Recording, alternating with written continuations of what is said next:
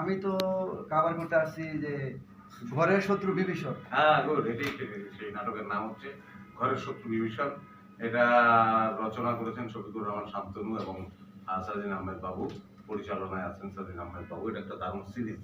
একটু কাটি রচনা শান্তনু নাম একা বলেন। একা আচ্ছা, ঠিক ও আছে। আচ্ছা, আবার শুরু থেকে রেডি। হ্যাঁ।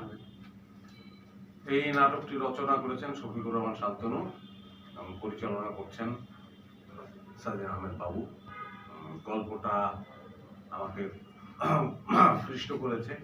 গল্পের বিষয়বস্তু খুবই অন্যরকম। আমার পিতা একজন রাজনীতিবিদ এবং আমি তার বড় সন্তান, এবং আমি মানসিকভাবে কিছুটা অসুস্থ, এবং আমাকে আসলে পরস্পর বিপরীত চরিত্র, আমার পিতার চরিত্র আর আমার চরিত্র, দুজন দুই রকম মানুষ।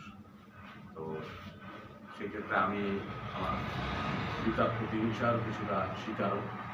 সেইভাবেই গল্পটা চলছে এবং এই চরিত্রের নানান কথোপকথন, নানান ঘটনার মধ্য দিয়ে এই গল্পটা চলছে এবং একটি পরিবার এবং সমাজের অসঙ্গতি বের করে দেওয়ার চেষ্টা করা হচ্ছে।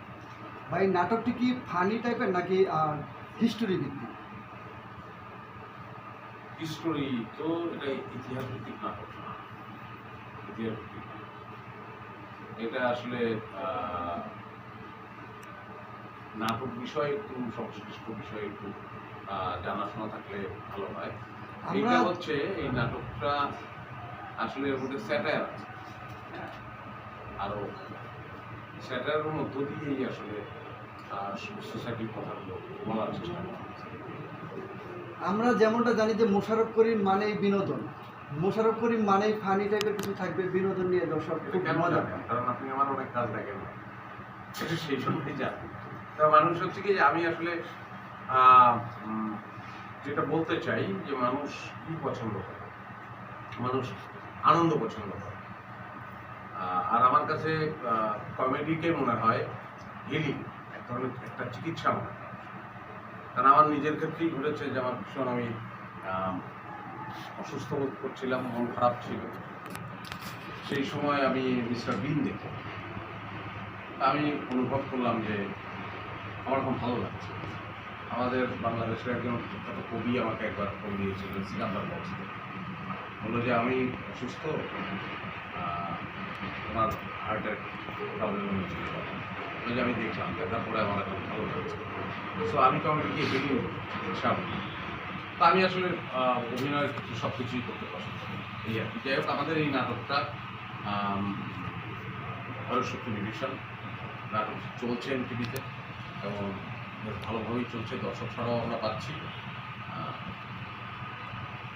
কাজটি করে আনন্দিত, কাজটার সামনে আরও করে যেতে চাই। আমার মনে হয় আমার সঙ্গে ও অ্যাক্টিং করছে।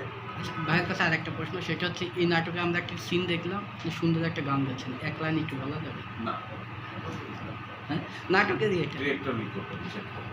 আচ্ছা আচ্ছা, ঠিক আছে। এটা আপনার আগে প্রচার হয়ে যাবে বা কিছু এমন করা যাবে না। তো আপু, আপনার ভাইয়ের সাথে কাজ করে কেমন লাগছে? এত বড় গুণী অভিনেতার সাথে কাজ করে। ভাইয়ার আশেপাশে বসে আছি, এটাই আমার খুব ভালো লাগছে। তো আমি তো এটা ভাইয়া নিজেও জানে। তো আমার যেটা, আমিও সবাই যেটাই বললো, আমিও ভাইয়ার আসলে খুব ভক্ত ছিলাম। ভাইয়ের সাথে কাজ করতে পারবো এটা তো কোনো ভাবিনি। আমি নিজে কাজ করবো যে সেটাই আমি ভাবি, ভাইয়ের সাথে কাজ করবো সেটা আরও পরের বিষয়। এখন কাজ করছি একসাথে, অবশ্যই দুই অভিনেতা, অত্যন্ত ভালো মানুষ। আমার পছন্দের আমরা খুব ভালোভাবে কাজ করছি এবং ওর চরিত্রটা খুবই গুরুত্বপূর্ণ একটি চরিত্র, একটা কি বলো বিষণ্ণ একটি চরিত্র। আচ্ছা, আপনার কাছ থেকে একটা জিনিস জানি, সেটা হচ্ছে শেষ করে সে বিষণ্ণ একটি চরিত্র।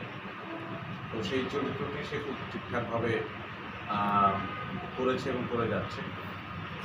তো ধন্যবাদ যারা আসলে আমাদের এই সিরিজটি দেখছেন, সকলকে ধন্যবাদ।